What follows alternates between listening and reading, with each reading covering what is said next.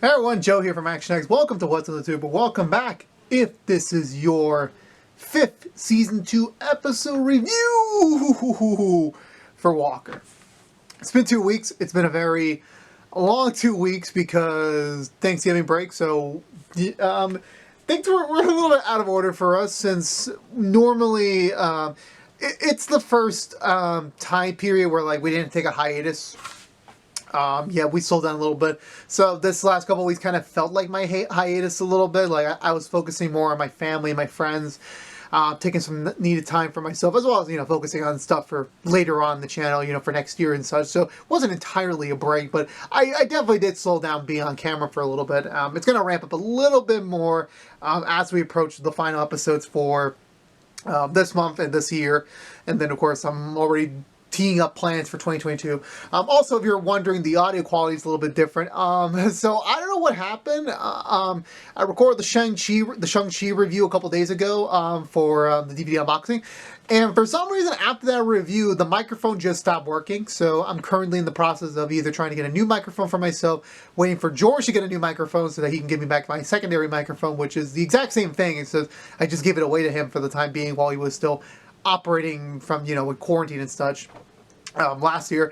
But for the time being, this is the way it is, so I apologize if the audio does sound a little bit different than normal. I did a review of Chucky a couple days ago, and it doesn't seem too different, so I think we're in the clear on that. So hopefully it's still coming in through, pictures coming in through well. So there you go. So enough about the show. It's about our show. Let's talk about Walker. It's been a couple of weeks since the last episode. But I lost my train of thought there. But we just slid right back into the story for me. We kept it going. This wasn't really much of a progressive episode for the overall arching plot of now just the Walkers versus the Davidsons. We kind of took a little bit of a break on that this week because the excuse is the Davidsons are just not around. The DA1 is currently unavailable, and the guy is probably just recovering from being a hero, quote unquote. So this episode mainly felt as much like we were focusing a little bit more about Mickey and Walker and their current, struggle. Everyone's kind of focusing on what they're doing next, that sort of thing. That's all this episode's about. What do you do next? Because for Walker's standpoint, he's trying to not focus on the Davidson situation. He's always trying to be optimistic and seeing that, well, we don't have to have a conflict. We can just live in peace. But of course, Liam doesn't believe in that since he believes they've done way worse things than that. Confirmed or not confirmed yet, mind you. And for Mickey, she's still getting through Garrison's death. She's back on Texas Ranger duty fully, but she's not quite there to be back on the field yet. So it's still a little bit of a precarious for her, and everyone else is kind of doing their own things with the terms of what do you do now? We've been through so much in the last 23 episodes alone. That what do you do next? What is the next thing for you to do? And everyone seems to have their own general direction, but I like it. Gives you focus as we go into the mid-season finale next week, and then we come back in January for more episodes. It's still confusing to me since the way they announced Lindsay Morgan's departure from the show very weirdly, in my opinion, because I don't know when you can slot that in. It seems like I have a feeling where things are going, and I'm very much in the grounds of I have an idea what's going to happen, and it may suck.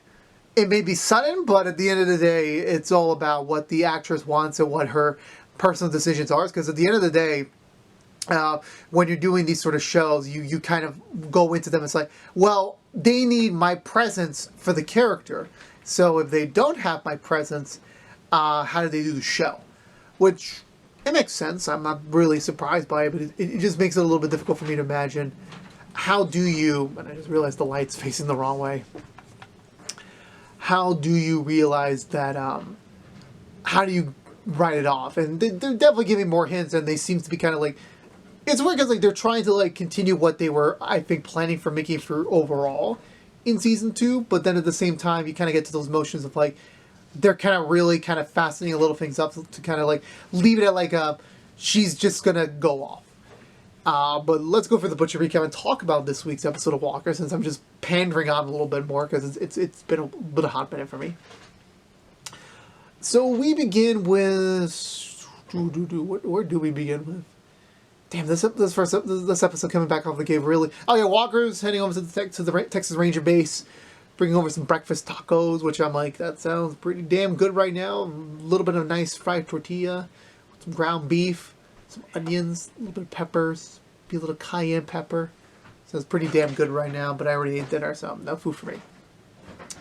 Everyone's asking because like, oh, Walker's such a great guy. You know, he's bringing us food, and that probably cost him, I'm gonna say about $50 for all these tacos worth. And I'm just gonna imagine like there's always that one guy in the office like he gets forgotten about, and he wonders, am I gonna get a taco?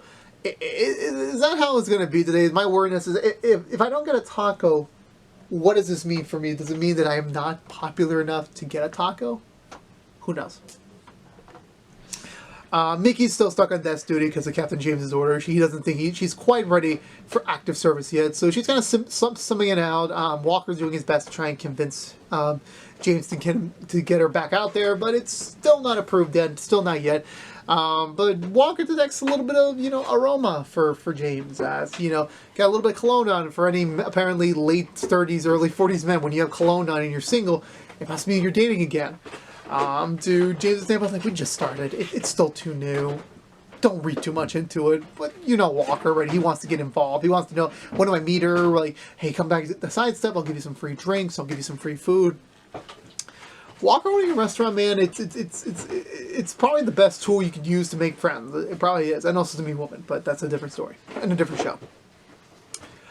Just to piggyback off this scene, even though this is kind of a little bit separate on, because the DA Daverson's on leave this week, Liam's temporarily appointed as kind of like with power of the DA, but he's still the ADA, if that makes sense. And they got a little bit of a case going on with a body that was just recently recovered from a construction site that seemed to be preserved years ago. So Walker's assigned to it, but since Mickey can't go along, then Liam kind of becomes his de facto partner for the week, which is quite hilarious to see these two brothers. And also Liam has no idea what to really fucking do since he's a DA. He handles the law side of things. Walker handles all like the gun, shooty, catch the bad guy type thing. But regardless of the case, back at the Walker Ranch, Grandpa and Grandma Walker focusing on Christmas. Christmas is coming soon because I keep forgetting Christmas is a thing in Texas. And I will ask my friend who also lives in Texas right now to see what is he doing for Christmas in terms of decorations. But that's a neat thing. But however, Grandpa Walker's not really concerned much about the Christmas decoration. He just wants to go out, spend some time with his wife, go on a little fishing trip, and that sort of thing. And that's what he wants to do. But Grandma Walker's like, nah, I got too much to do with the house. We got an entire house to prep for Christmas. And the kids are like, they're gonna want to do a party. It's October. It's about to be November. Well, I'm like, Jesus Christ, the freaking school year's going by way too damn fast, in my opinion. But they just want to do some Christmas stuff, and they kind of want to get this party over with. So they volunteered to do the decorations for Christmas. When in reality they're gonna go throw a party. Which I'm thinking, is that really the wisest choice to throw a party? Is that really? Grandma Walker decided to head up for their fishing trip while the kids decided to invite their friends over. Trey is still kind of dealing with kind of like the not 100%ness of Mickey being there because, Mickey's there for nighttime fun stuff, but she isn't really there for all the morning, usual couple stuff anymore. She isn't really there. He's kind of getting a little bummed out by it since, they're a couple. They're supposed to be strong together. I'm just checking my tea, by the way. And he thinks for a moment it's going to be it. Like, are we just not going to do it anymore? And then he gets a little note, which is like a little hope that, like, maybe she is going to start to come back around a little bit more. But she is putting herself more into the case. As when Walker and Liam go to check out the construction site, it seems to be, very basic scenario. We found the body. We're going to do ballistics. We're going to see what's up. We're going to try and canvass the area, see if we can dig back up the old investigation. This blonde woman appears in the middle of the construction site, which I'm like, if you want to, like, considering what we figure out about her later in the episode, like, if you really want to be conspicuous, do it better. She gets made, she starts running away. Liam stupidly tries to and catch her, not even at full speed. And you could say he's in a suit, that's bullshit. You could still run in a suit. Walker does the smart thing, get in Liam's car and basically dirt drives over, chasing her across the construction site, but she gets away because she's on a 2-wheeler, he's on a 4-wheeler, and he has no way to get above the little ravine area, so she gets away. By that point, Walker's kind of like pulled off the case, not really much. He doesn't really, get that much involved because he wants to go on this like pseudo double date with James and his new girlfriend with Jerry, even though technically they never talked, and they did confirm that the whole thing from last time was not a setup. It was just accidental, her walking in, her hoping that maybe Walker's still single, still looking, and she doesn't really know the context of things, and Walker has yet to clarify with her because he takes a while to clarify anything, no offense. Where do we go from here? I want to say, because Mickey then gets put on the case because, Walker kind of goes AWOL, as always, so Mickey tries to help it as much as he can, and she starts to get a little bit more consumed by the thing, eventually leaving the station to kind of, really get out there and, start doing some old-fashioned detective ranger work again, which is great for her. The kids are throwing their party, and the kids got their own party, everyone's having fun, but Stella wants to spend more time with the new young Davidson, trying to get some alone time with him. Her friends are teasing her. They're like, you like him. Why don't you take him to the burn barn? Burn barn. It sounds so weird. It really does. We get some alone time there. August is having the time of his life. He's single. He's ready to mingle. I mean, of course, he could have easily lost his virginity last season, but he didn't. I'm still holed up on that. Yes, I will never let it go. But regardless of the case might be for that. Eventually they're just having fun, they're exploring, and you're like, you know what, let's go to the burn-up barn, let's go together, Stella and him, and then August and 2 other girls, and just go off into the other property that's neighboring theirs, and I'm pretty sure that it's kind of illegal, but regardless of what the case might be. Grandpa and Grandma Walker about to head up, but since Trey gets the kind of the sinking notice that Mickey's not showing up for lunch, he decides to kind of bring over his casserole. It's kind of like a present for the elderly Walkers. And Grandpa Walker's like, a grown man with biceps and a chest like a god bringing over a casserole. It is truly the end of the world. The end of Mandalorian. That's whatever. They kind of have no choice but to let Trey tag along. So Trey's not feeling himself really. He really is, and everyone else is kind of doing their own thing this week. So the grandpas decide to take him in, for the bit, tell him to join them on their fishing trip, which really doesn't start off as a fishing trip.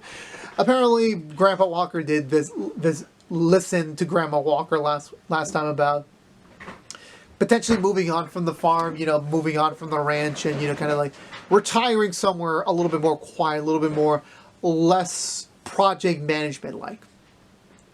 And he listened, and he's like, you know what? I know this. This is a pretty interesting plan. $2 million for the whole property. It's kind of like a beat up thing, but it would make a good fun side project for the remaining few years. Which I'm like, $2 million? Y'all that rich? When you retire, you're meant to go to a cheaper place. You don't go to a place. I mean, keep in mind, I'm pretty sure they saved up a lot of money since they technically own the ranch and they never did the proper. I mean, I'm pretty sure they pay property taxes every year, but. Regardless of the case, something fell over there. I don't know what, but I'll check it out later. What was I going to say? Yeah, so it's kind of still a maybe for them about doing this whole, let's move out of the ranch type thing, kind of let it sell out, because they're both certain that Walker and Liam are not going to want to take over because Walker's so invested in being a Texas Ranger, Liam being a lawyer, specifically a DA, so it doesn't seem like they're in the cards. Trey does bring up a good point about, what about Stella and August? And Grandpa Walker's like, I thought of that too, but I really don't know them that well and their future interests to see, are they going to even want to stay in Texas? Is it even in their plans? Because I don't think they make that much money from the ranch. I think it's enough to live off, but not enough to live off. But Trey's like, well, they're both determined, they're both committed, so if they do decide to take over, then I think they'll be proud successor of yours. But they decided to skip the mushy time and go back off to fishing. Walker arrives at the restaurant. He meets James's new girlfriend. It seems to be kind of, still it's still new. She's just playing the cool, chill new girlfriend, that sort of thing. Walker sees Jerry walking from a distance, and he just assumes he's just gonna, signal her over, but she doesn't. She's focused on this other guy that she's with, which kind of makes Walker a little bit jealous. A, she doesn't know there's another guy, and B, why the fuck was she ignoring him? he is the boss, so he kind of gets a runaway on that front. They head on in, and there's a little bit of, I don't want to come through the conversation. I think no, not yet. So Walker goes over to Jared to see what's up, well, what's going on here. The new guy kind of gets the hint of like, okay, you know what, I'm gonna back off for now. I'll come back later. Let you guys have some private moment to talk. They talk, about just, him and like, Jerry's recent distancing herself more than lately. And she's just honest with that. She's been going to grief counseling. She's kind of really getting the help she needs. Truly dealing with Emily's death after everything that happened last season. That this is what she needs right now. And, her meeting a guy at grief therapy, it could be a good step of like, maybe like going into a new direction. Since like, what her previous romantic interests always been about the past, and the history, like just dealing with everything.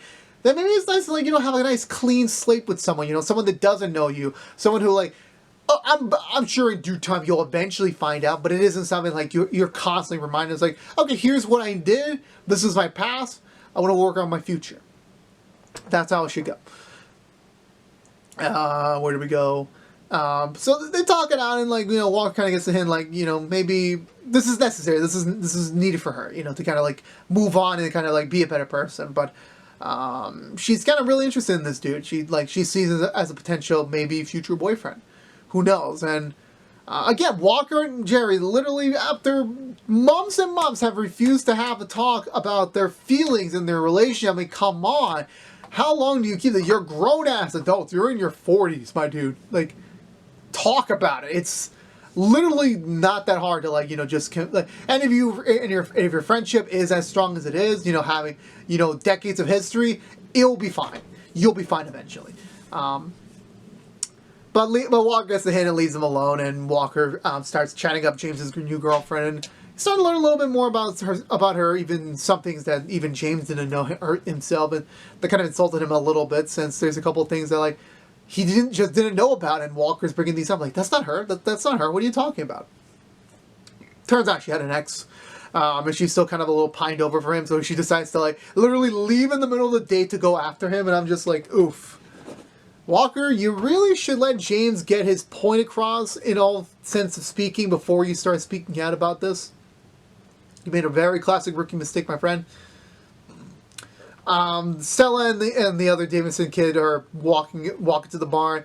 It's going really well. It seems like there is a genuine interest between them, which is like, it's going to make things pretty devastating to the point where, like, this is going to be a Romeo and Juliet type situation where, like, two families at war, and they hate each other, and, the two younglings are falling in love.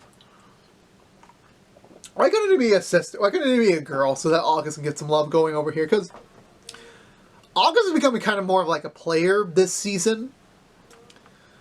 Or that's just my opinion of it, considering the fact he's just now more open to everything. His shyness phase is kind of over. He's kind of like just being one of the kids, one of the cool kids, that sort of thing. I feel so old saying I'm 24 years old. I'm not that terribly old, but I'm still thinking to myself, when I was that age, 16 to like 18, like that felt like forever ago. Like, I never had that style of living, but I'm like, I feel so old.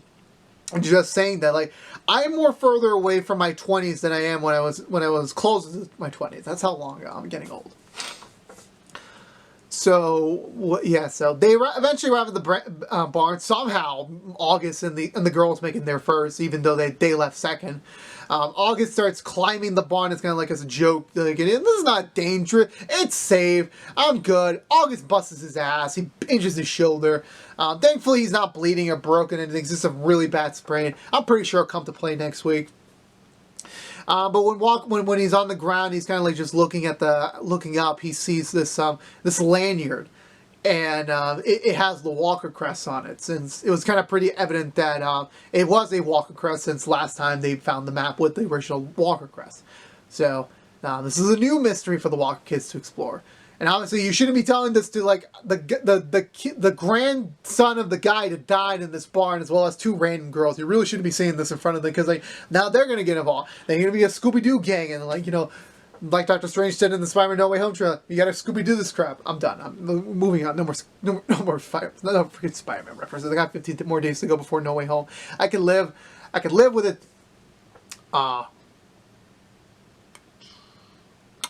So, everyone starts coming home. I think this is when the grandpa and grandma Walker head back home after a nice fishing day with Trey, but they find the party still going, and everyone's like, get the fuck out. Let's get out of here. Grandpa Walker's about to unload his ass on everyone. Thankfully, it doesn't happen. Grandpa Walker's like a little bit more chill because like he starts to realize that like, yeah, this is home. This is definitely where I want to be, regardless of how things are right now. And Grandma Walker agrees, so it's like this is great news for them.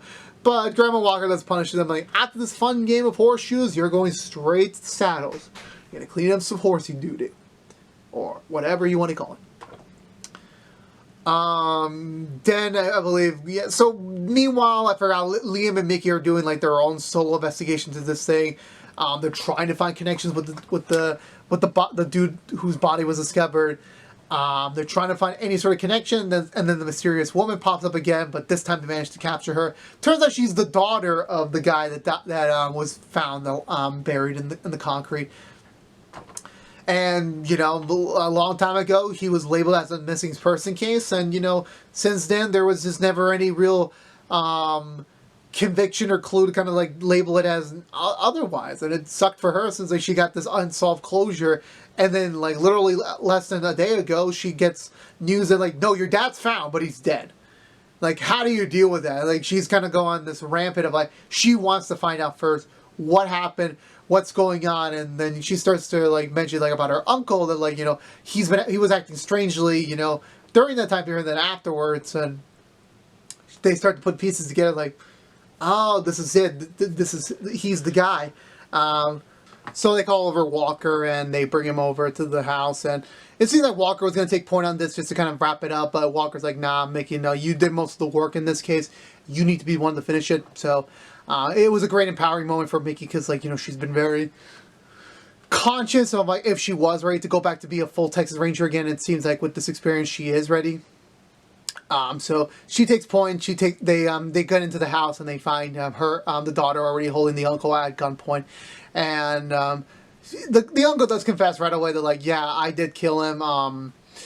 Your dad and I had a business together. We were supposed to make a lot of money off it, but then he got very picky with the clientele.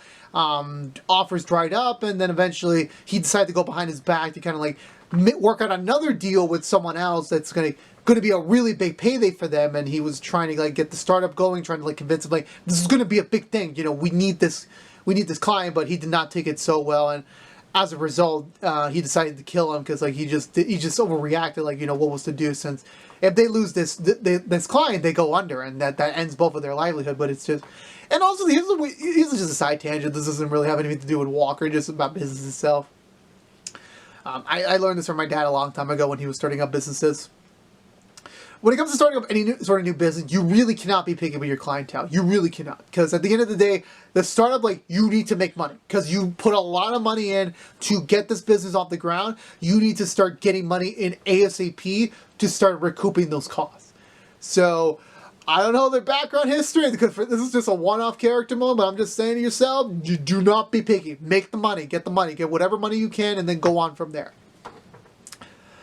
So after that point, she's still debating like this was if she should kill him because, like, you know, he took her dad away from her, and it's also important for them to like figure out like what is there to do now. And she eventually does drop the gun, and they allow him to like get in and like arrest him and like press proper charges on him. Liam's kind of happy that, like, you know, this happened correctly, this was fair, this like kind of gave him a little bit of a rush, so to speak. It was good. It was a good day for all of them. Walker heads back over to the bar. It turns out, James's girlfriend left them, and Walker's like, you know what else, you do what you can, and like, now you just keep rolling the dice, see what they fall lay. And it seems like both Walker and Jerry, for the time being, are kind of okay with like potentially exploring other people right now, since Jerry's kind of with the grief guy and some woman. Like, Jesus Christ, people are just throwing themselves at Jared Padalecki. It is not funny. Like, Jesus, it's just funny. So Walker's kind of open to like being out there again and kind of like maybe not dating, but like kind of start mingling. Getting his feet back out there. One step at a time, so to speak. Mickey arrives home and only to find a post-it note similar to what she left Trey in the morning. and the note just says, "Who is?" I forgot the guy's name that Mickey was pining over from the start of the season. He was asking, "Who is he?" I don't know how the hell he found out. I may have missed a scene or something. But she looks to her right, and she finds the door to their bedroom locked.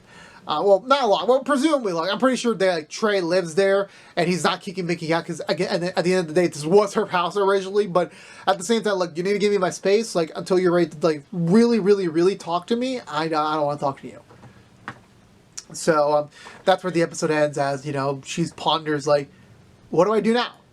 Because, even Trey said it himself earlier this episode, or Grandpa Walker did too, like, Nikki needs time. She needs to get back to that point where, like, it all feels familiar again. Because right now she's just bottled up her emotions. She's just in a whirlwind of change and whirlwind of, like, emotions. It's like she never got to have a proper final chat with him and, all that sort of, like, is she ready yet? And the truth is, she isn't. So, that really does suck. But that's where the episode ends, as we leave it off there with all the characters kind of like just wondering what is next for them. What are we... It seems that we have a direction, but what do we really do with that information next? Yeah, but either way, besides that feel, this felt pretty standard at the end of the day. You got to the points that you need to do with all these characters, because like we weren't really picking out what the main conflict this episode, but you definitely did get the feel of they're thinking of what's next. They really are. They're not tackling on the Davis's future yet. That's still a whole nother can of worms to untangle. But right now, each one of the characters, they kind of have like their own direction, their own path. Mickey's is going to be the one that like is going to be figured out pretty damn soon, because I'm pretty sure she's leaving the show. I don't want to say by next week. They would have really made it a big deal. Like this was Mickey's last episode, or like a very difficult choice or something of that nature. But it was not the case, to be honest with you. Also, it kind of would have been, honestly, for me, and I'm pretty sure this just was legality issues, like, it would have been more cool for me to, like, if we just saved the surprise. Because, like, a lot of, like, other shows, like Grey's Anatomy or stuff like that, they tend to save if any character is going to leave until, like, the very last one to kind of keep you on edge. It's like, is this it? Is this, like, the final moment? Are we just... Like, I would have liked that, but of course, obviously now we're just speculating, like, how is she going to leave? What is the ultimate? Is Trey going to go with her? Is Trey and her going to break up? Like, what is their deal next? And that's kind of like where I want to find out next. But that's all TBD to find out soon enough. But for me, I really enjoyed this episode of Walker. It was a subpar episode. Nothing too crazy going on, but it definitely helped each of the characters kind of grow a little bit more, just in this general direction of what do they want to do next. So, yeah. I think that's going to do it for me today, everyone. So, if you're unaware, this has been What's in 2 from ActionX. Also, I forgot to give this episode 1.5 thumbs up. It's been a while since I did that. I apologize. Let me know in the comments below, what did you think of this week's episode of Walker? I want to talk to you about it, so please leave me a comment down below, and I will talk to you, because no one else I know watches Walker. But again, if you're unaware, this has been What's in 2 from ActionX, reviewing every episode in the second season of Walker. If you want to know what we're doing normally, What's in 2, besides our Walker episode reviews, we're currently doing every Nancy Drew season 3 episode reviews each and every Saturday morning. It's back on the Saturday time slot. Since last week we wrapped up Doom Patrol season 3 for good, so it's back on the Saturday time slot forever, unless something else happens. We'll see where that goes. We're also doing the Rookie Season 4 episode reviews each and every Monday mornings after a brand new episode on Sunday nights on ABC or on Hulu the next day. But if you don't care about Walker, you're in luck. We'll be back next week for the mid-season finale, because we're going on holiday break. So if you're on a way, you want to get a little bit of a look. We only have a couple more episodes on the channel left. For the year, we have, I think, about 10 more that we're going to upload. Walker next week, 2 more Nancy Drews, 2 more Rookies. We have just posted the Chucky Season 1 review yesterday, so go check that out if you want to hear my thoughts on that. I believe we're also doing quick impressions for Modern Family. That went up already. That one, never mind. That's also up as well. Our Doctor Who series review is about to start up again. It's been delayed a little bit because like we just haven't recorded the Series 6 review yet, because it's been a very hectic time for me and George. Well, mostly for me, since George has already watched the whole series already, so he's just waiting on my slow ass this time around. I'm getting to it. It's been very crazy for me, but it's going to get done. So when we have a release date for that, we will. But it'll be pretty damn soon. I'll say that much. But But yeah, again, if you're unaware, this has been What's in the Tube from ActionX. Please subscribe to us on youtube.com/ActionX videos. Ring that bell for notification when our next episode review is live for Walker, which is normally each and every Friday mornings. Please also ring that bell for notification. Please also like, favorite, share this review if you want to, but it helps us gets us out there to other members of the Walker family who has just discovered us, helps us beat up that YouTube algorithm that hates me ever so much in life, and as well as sharing us for free here on the interwebs. And last but not least, follow us on social media to stay up to date with any sort of updates for the channel. But until then, I'll see y'all next week for the mid-season finale. But until then, stay safe out there, be good to each other, and as always, peace out.